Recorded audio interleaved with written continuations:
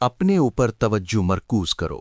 یہ خود غرضی نہیں بلکہ خود آگاہی اور خود نظم و ضبط کی علامت ہے۔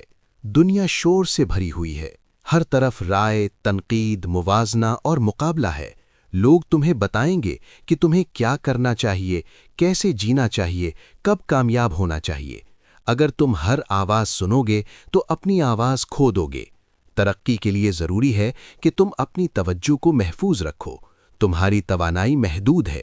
اگر تم اسے ہر تنقید، ہر تبصرے اور ہر موازنے پر ضائع کر دو گے تو تم کمزور ہو جاؤ گے۔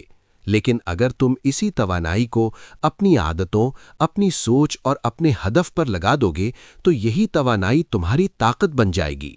خاموش رہنا کمزوری نہیں، حکمت ہے۔ خاموشی انسان کو گہرا بناتی ہے۔ جب تم کم بولتے ہو تو زیادہ دیکھتے ہو، زیادہ سمجھتے ہو اور زیادہ سیکھتے ہو۔ ہر منصوبہ دنیا کو بتانا ضروری نہیں، ہر خواب کی تشہیر کرنا لازمی نہیں۔ کچھ خواب ایسے ہوتے ہیں جو خاموشی میں پروان چڑھتے ہیں۔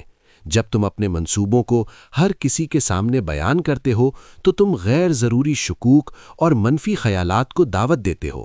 لیکن جب تم خاموشی سے محنت کرتے ہو تو تمہاری توجہ بکھرتی نہیں، تمہارا عمل مضبوط ہوتا ہے اور تمہاری رفتار برقرار رہتی ہے۔